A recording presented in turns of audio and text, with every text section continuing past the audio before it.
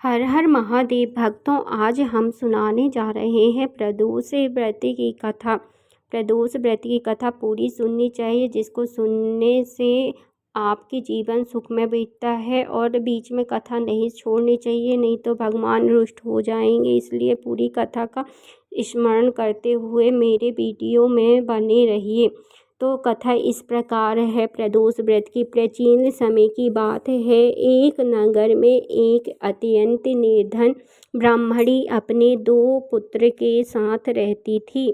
वह प्रतिदिन भगवान शिव की परम भक्ति करती थी और श्रद्धापूर्वक प्रदोष व्रत करती थी और रखती थी। एक दिन जंगल में उसे एक राजकुमार मिला, जिसका राज्य शत्रुओं ने छीन लिया था।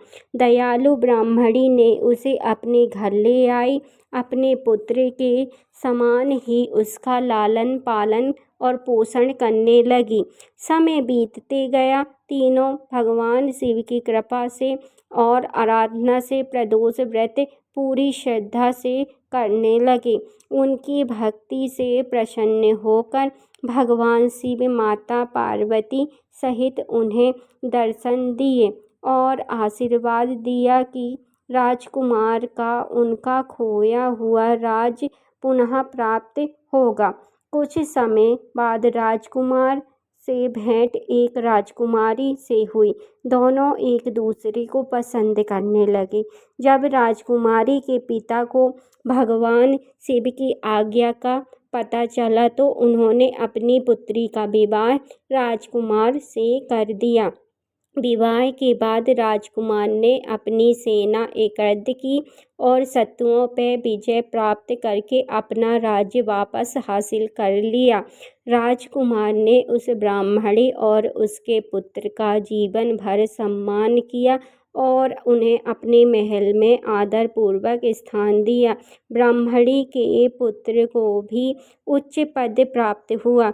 यह सब भगवान शिव की कृपा और प्रदोष व्रत के संभव से हुआ है। इस व्रत से वह शिक्षा मिलती है कि जो भक्त सच्चे श्रद्धा और विनम्रता से प्रदोष व्रत करता है, भगवान शिव उसकी सभी मनोकामनाएं पूरी करते हैं। उनके जीवन में सब संकट दूर होते हैं और घर की दरिद्रता दूर होती है तथा जीवन सुख समृद्धि और शांति का वास होता है।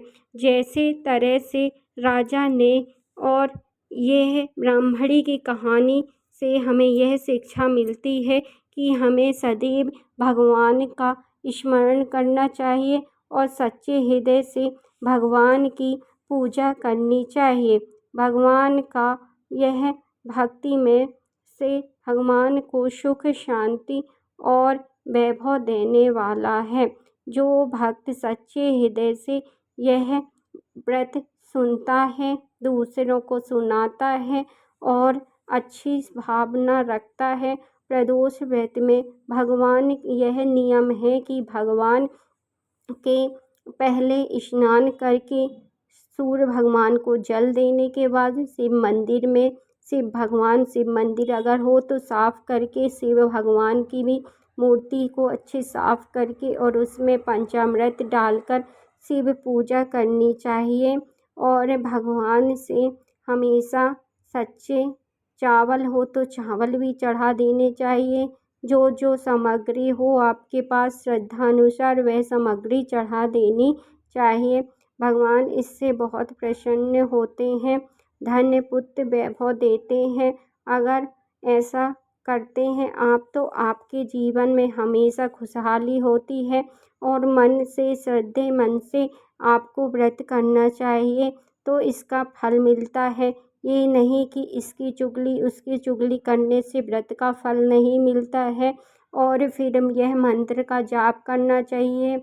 ओम त्र्यंबकम यजामहे सुगंधिम पुष्टिवर्धिनम उर्वारुकमेव बंधिनाय मृत्युर्मुक्षीयमामृताय। ओम त्र्यंबकम यजामहे सुगंधिम पुष्टिवर्धिनम उर्वारुकमेव बंधिनाय मृत्युर्मुक्षीयमामृताय। ओम त्र्यम्बकं यजामहे सुगन्धिं पुष्टिवर्धनम् उर्वारुकमिव बन्धनात् मृत्युर्मुक्षीयमामृतात्। यह 3 बार या 7 बार या 51 या 108 बार कर सकते हैं, जिसकी जितनी श्रद्धा है। अगर आपको यह व्रत सच्ची हृदय से करते हैं तो आपकी सभी मनोकामनाएं पूरी होती हैं। जिसे संतान नहीं है उसे संतान मिलती है। सौभाग्यशाली महिलाओं का सौभाग्य अखंड रहता है। कुंवारी कन्याओं को अच्छा वर मिलता है और घर में धन धान सुखी होता है और घर हमेशा अच्छा रहता है, बीमारियों से दूर रहते हैं और हमेशा मन में व्रत